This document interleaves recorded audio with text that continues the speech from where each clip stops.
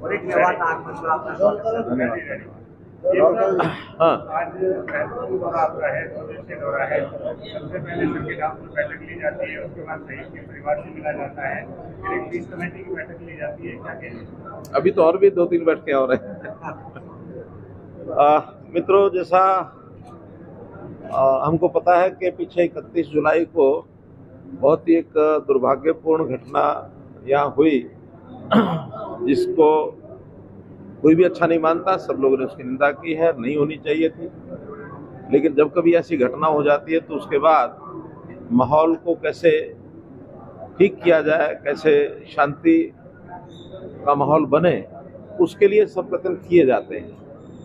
और उसी के ठीक करने की दिशा में आज का मैंने एक प्रोग्राम ये 2 दिन का रखा है, आज का और कल का नू का, क्योंकि सारी स्थितियों को तो हम दूर बैठे भी जानकारी मिलती है क्या नहीं है, लेकिन हमारा यही है कि पहले स्थितियां ठीक हो जाएं, तभी उस प्रकार के माहौल में किसी ऐसे व्यक्ति को जाना चाहिए जिससे उस माहौल को और ठीक किया जा सके।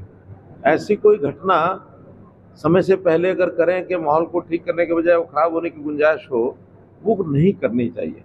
आपको ध्यान में होगा कि जिस दिन ये घटना हुई और उसके कुछ दिन बाद विपक्षी दलों ने एक होड़ सी लग गई कि चलो नू चलो, चलो नू चलो। जैसे तवा गर्म होता है ना, उस पर रोटियां सेकने के लिए सब चल पड़ते हैं। और हमने उस समय उनसे भी निवेदन किया कि ये अवसर ठीक नहीं है, वहाँ के स्थानीय लोगों के ऊपर हम छोड़ते हैं, एडमिनिस्ट्रेशन के नाते से सब माहौल को ठीक करने के लिए लगे हैं, ठीक उचित समय पर ही वहाँ जाना चाहिए। फिर भी कुछ लोगों ने जिद की, हमने उनको रेस्ट हाउस तक, सर्किट हाउस तक जाने के लिए कहा कि वहाँ जानकारी लेके आ जाए, लोगों से मिल लें। लेकिन आखिर इतनी जल्दी आने की जो होड़ लगाते हैं, उसके पीछे निश्चित रूप से राजनीतिक मंशा होती है। आज मैं पूछता हूं कि इस समय जब आना चाहिए तब कोई क्यों नहीं आता? बैठ के बातचीत करने का माहौल तो आज है। ये घटना घटी है, गलत है, दुर्भाग्यपूर्ण है, निंदनीय है। आगे माहौल को ठीक रखें, समाज में भाईचारा बना रहे, प्रेम प्यार बना रहे। आज हमने ऐसा कि उसकी हमारी एक नियमावली है, उसका जो पैरामीटर्स हैं उसके हिसाब से उनको, उनकी पत्नी को उनका शहीद का सर्टिफिकेट आने की इंतजार थी। वो शायद आ गया होगा, वो कह रहे आ गया है, तो जैसे ही हमको मिल जाता है उसके बाद उनके परिवार की आर्थिक सहायता और उससे उनके परिवार में जैसे शहीद की पत्नी की नौकरी की बात है वो भी करेंगे। एक वहाँ सड़क की बात उन्होंने बताई और सड़क का नामकरण भी उस अमर शहीद के नाम से रखा जाएगा। तो इस प्रकार से शहीदों का सम्मान, शहीदों का एक अमरता उनकी बनी रहे, सब याद रहे, तो इस नाते से किया जाता है। देश के लिए बलिदान हुए, हमारे लिए गौरव की बात है। सर, मेवात कैनाल में कैसे लटका हुआ है, काफी दिन हो गए घोषणा के, कितना काम पूरा हो गया, अभी शुरू नहीं हुआ है? देखिए, उसके लिए हमने पहले कहा था कि 100 क्यूसेक के 2 चैनल जो है उसके बनाए जाएंगे और वो केएमपी के साथ साथ उसका राइट ऑफ वे हमने छोड़ा हुआ है। और बहुत जल्दी मुझे लगता है शायद एक का तो टेंडर भी हो गया होगा, और लेकिन क्या है कुछ हुआ उसका मेवात कैनाल का। हाँ, तो उसके दोनों जो पाइपलाइन के माध्यम से कहीं कहीं ओपन होगा, कहीं कहीं पाइपलाइन के माध्यम से होगा। वो पानी जो है निश्चित रूप से जो हथनीकुंड डैम से चल करके मेवात तक पहुंचेगा, वो हमारी जो बात है वो तो उस प्रकार है, वो उसको पूरा करेंगे।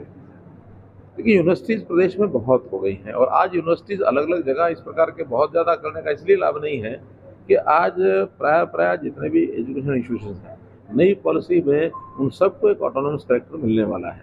इसलिए यूनिवर्सिटीज़ का भी, क्योंकि वो रेजिडेंशियल यूनिवर्सिटी होती हैं, उनका अपना एक सिस्टम होता है। तो गुड़गांव में भी यूनिवर्सिटीज़ हैं, आसपास भी यूनिवर्सिटीज़ हैं, और यहाँ की यूनिवर्सिटीज़ की अगर लगेगा कि बहुत ज़्यादा आवश्यकता महसूस हुई तो कभी भी बनाई जा सकती है। लेकिन यहाँ मेडिकल कॉलेज है, यहाँ ये हमारा जो आयुर्वेद की पद्धति जो है, आयुष की पद्धति है, उसके भी कई संस्थान खुले हुए हैं।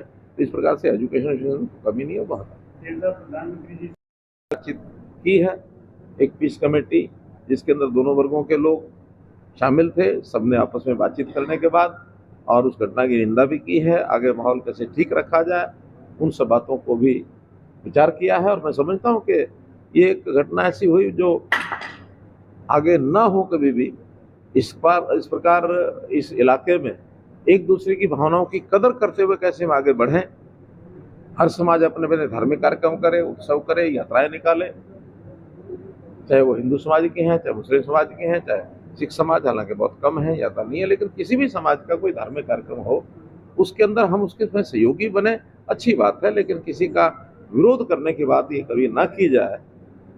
कोई यात्रा निकाले, जितनी मर्जी निकाले, बड़ी निकाले, छोटी निकाले, रमज़ान का महीना होता है, नवरात्रों के दिन होते हैं, कभी शिव यात्रा यानी ये यात्रा निकलेगी, जैसा सावन की यात्रा निकालने का कार्यक्रम बना, कई मान लो मुसलमानों की कोई यात्रा निकलती है या कुछ भी है, उसमें एक दूसरे का सहयोग करने का मानस बनना चाहिए।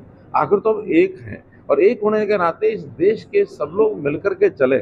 और मुख्य बात यह है कि राष्ट्रीय भाव, देश का भाव, देशभक्ति का भाव, ये सबके मन में आना चाहिए। धार्मिक पूजा पद्धति, इबादत, पाठ किसी प्रकार से करो, लेकिन हमारा समाज एक है, देश एक है, और ये बहुत लंबी लड़ाई के बाद हम लोगों ने इसको कायम किया है। और आज तो हमारे नरेंद्र मोदी जी ने कितने ऐसे पग उठाए हैं सारे समाज को इकट्ठा रखने के लिए, वरना ये अलगाववादी दृष्टिकोण जम्मू कश्मीर में कैसा बना हुआ था।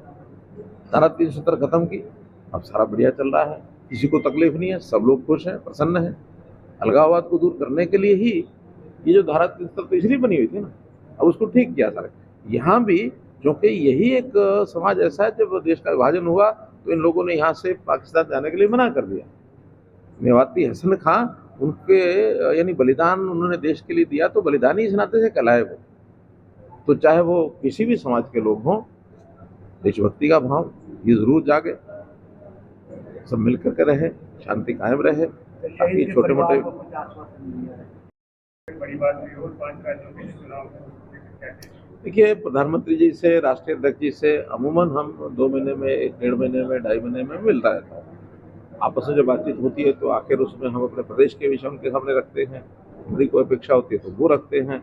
बात ठीक है कि अब जैसे चुनाव चल रहे हैं, उसमें आसपास पड़ोस के प्रदेशों में चुनाव हैं, उसमें हमारी ड्यूटियाँ लगी हैं। हमारे प्रदेश के भी काफ़ी लोग, हमारे विधायक वगैरह गए हुए हैं, हमारी भी ड्यूटी लगेगी। मैं मध्य प्रदेश में अब 2 दिन लगा के आया हूँ, तो राजस्थान में भी जैसे ड्यूटी लगी उसमें जाएंगे। और मुझे विश्वास है कि जो ये प्रदेश हैं, खास करके इसमें मध्य प्रदेश और राजस्थान और छत्तीसगढ़, भारतीय जनता पार्टी की सरकार इसमें बननी चाहिए। धन्यवाद।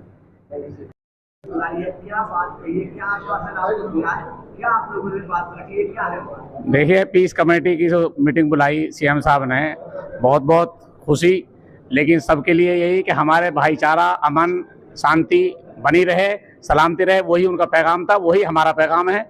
और हम ये चाहते हैं कि हिंदू, मुस्लिम, सिख, ईसाई का यहाँ भाईचारा जो सदियों का था वो आज भी है और आगे भी रहेगा। यहाँ हमारे इलाके में हिंदू मुस्लिम का झगड़ा नहीं है। अगर किसी ने झगड़ा किया है तो हमने अब भी बात कही है, फिर दोहरा रहे हैं, वो चैलेंजबाजों की चैलेंजी का झगड़ा था। आम हिंदू मुस्लिम का कोई झगड़ा नहीं, ना शहर में, ना गाँव में, किसी कस्बे में।